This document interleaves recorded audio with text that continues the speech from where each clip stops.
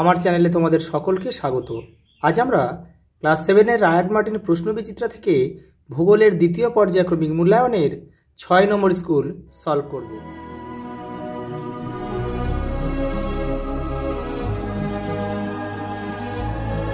প্রথম প্রশ্ন দেখো, গ্রস্ত উপত্যকা স্তূপ পর্বতে দেখা যায়। ব্যবচ্ছিন্ন মালভূমির উদাহরণ হলো ছোটনাগপুর মালভূমি। অশ্বক্ষুরাকৃতির হ্রদ প্রধানত নদীর মধ্য গতিতে দেখা যায়। জলপ্রপাত নদীর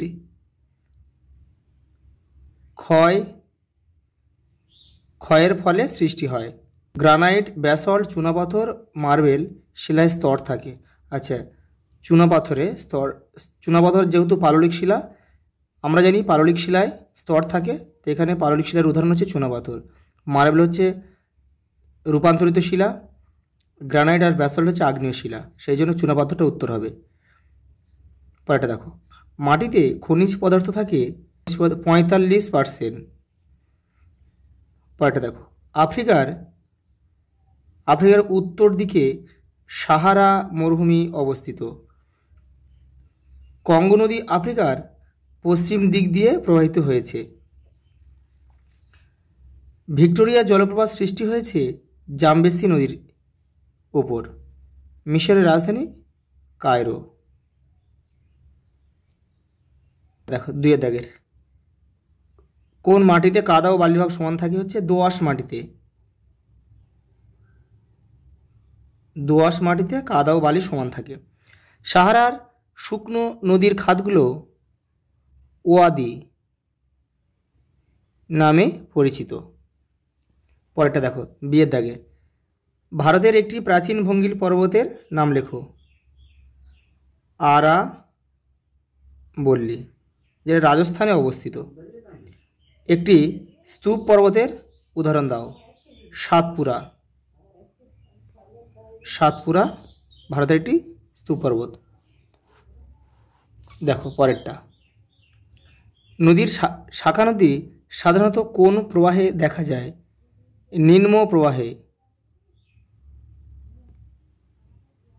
নিম্ন প্রবাহ বা বদ্বীপ প্রবাহ। স্লেট কোন প্রকারের শিলা? স্লেট হচ্ছে রূপান্তরিত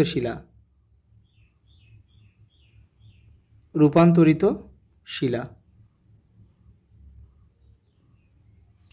পরেরটা দেখো, পৃথিবীর দীর্ঘতম নদী কোনটি? নীল নদ। দৈর্ঘ্য 6650 কিমি।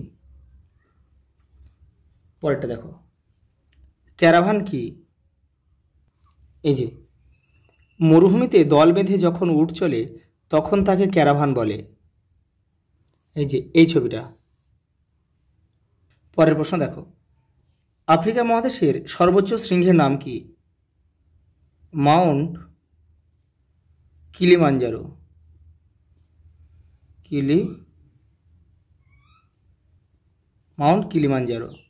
এর উচ্চতা হচ্ছে 5895 মিটার।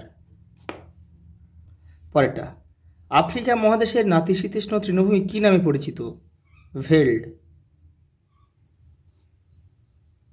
পরের প্রশ্ন দেখো 3 দাগের, নিচের প্রশ্নগুলির সংক্ষিপ্ত উত্তর দাও। পর্বত ও পাহাড়ের মধ্যে পার্থক্য লেখো। এই যে দেখে নাও, এখানে রয়েছে 5টা, এখান থেকে তোমরা 4টে করবে। পরেরটা দেখো, মালভূমিকে টেবিল ল্যান্ড বলা হয় কেন? তোমাদের টেক্সটের 40 নম্বর পেজে উত্তরটা রয়েছে। এখান থেকে এই পর্যন্ত লিখবে, এই শব্দ দুটো বাদ দেবে। পরেরটা দেখো, লোয়েস সমভূমি কাকে বলে? এই যে এখান থেকে এটা পুরোটা লিখবে। পরের প্রশ্ন দেখো, জলবিভাজিকা কাকে বলে বা বলতে কি বোঝো? এই যে দেখে নাও, তোমাদের টেক্সটের 49 নম্বর পেজে উত্তরটা রয়েছে, এখান থেকে এই পর্যন্ত লিখতে হবে। পরের প্রশ্ন দেখো, টিকা লেখো মিয়েন্ডার। এই যে মিয়েন্ডার, এখান থেকে এই পর্যন্ত লিখতে হবে, আর এই যে ছবি রয়েছে এটা দিতে হবে। পরের প্রশ্ন দেখো, প্লাবনভূমি কিভাবে সৃষ্টি হয়? তোমাদের টেক্সটের 57 নম্বর পেজে উত্তরটা রয়েছে। এই যে এখান থেকে এই পর্যন্ত লিখতে হবে। পরের প্রশ্ন দেখো, রেগোলিথ কি? দেখে নাও। এই যে রেগোলিথ হলো শিলার আবহবিকারে সৃষ্ট চূর্ণ বিচূর্ণ ও বিয়োজিত শিথিল বস্তুকণা, যা ভূপৃষ্ঠের উপর অবস্থান করে। রেগোলিথ থেকে ধীর প্রক্রিয়ার মধ্যে দিয়ে মাটি তৈরি হয়।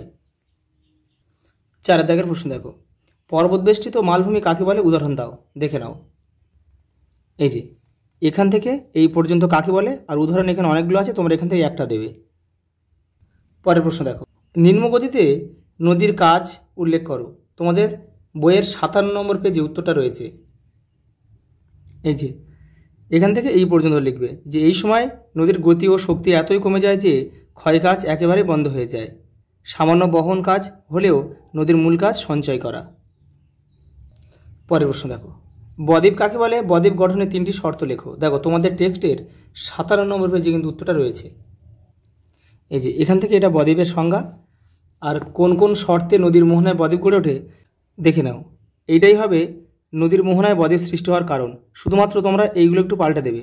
এখানে রয়েছে সব নদীর মোহনায় বদ্বীপ সৃষ্টি হয় না কেন, এটাই তোমাদের লিখতে হবে। তবে এটা শুধু কয়েকটা জিনিস তোমাদের উল্টে দিতে হবে। দেখো, নদীতে পলির পরিমাণ এটা কম আছে, এটা লিখবে বেশি।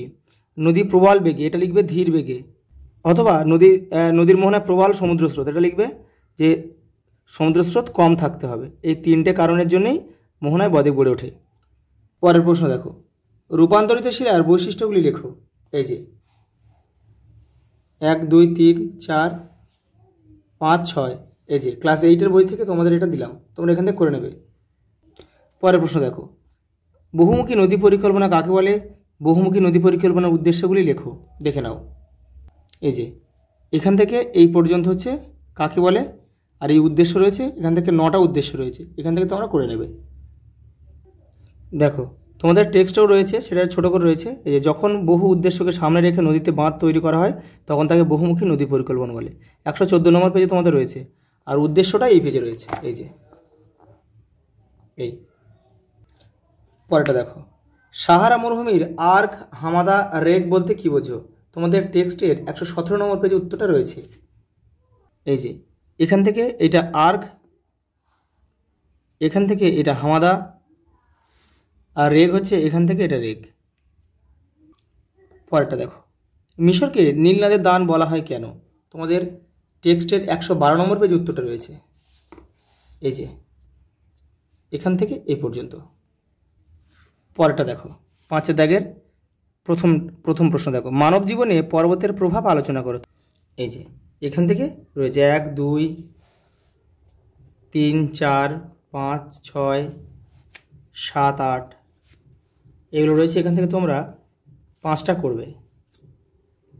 পরের প্রশ্ন দেখো, মানুষের জীবনের সঙ্গে নদীর সম্পর্ক খুব নিবিড়, ব্যাখ্যা করো। তোমাদের টেক্সটের 53 নম্বর পেজে উত্তরটা রয়েছে। এই যে দেখো, মানুষের জীবনের সঙ্গে নদীর কী মিল। এই যে এটা লিখবে, এটা লিখবে, আর এটা লিখবে। পরের প্রশ্ন দেখো, নীল নদের গতিপথ লেখো। তোমাদের টেক্সটের 106 নম্বর পেজে দেখো। এই যে এই পর্যন্ত। পরের প্রশ্ন দেখো, লাস্ট প্রশ্ন কি দিয়েছে দেখো, আফ্রিকা মহাদেশের যে কোনো 3টি জলবায়ু অঞ্চলের বর্ণনা দাও। দেখে নাও। এই যে এখানে একটা নিরক্ষীয় জলবায়ু রয়েছে, এটা সাভানা তৃণভূমি রয়েছে, আর এপারেই রয়েছে ভূমধ্যসাগরীয় উদ্ভিদ। আচ্ছা, এই পর্যন্ত। দেখা হবে পরের ভিডিওতে।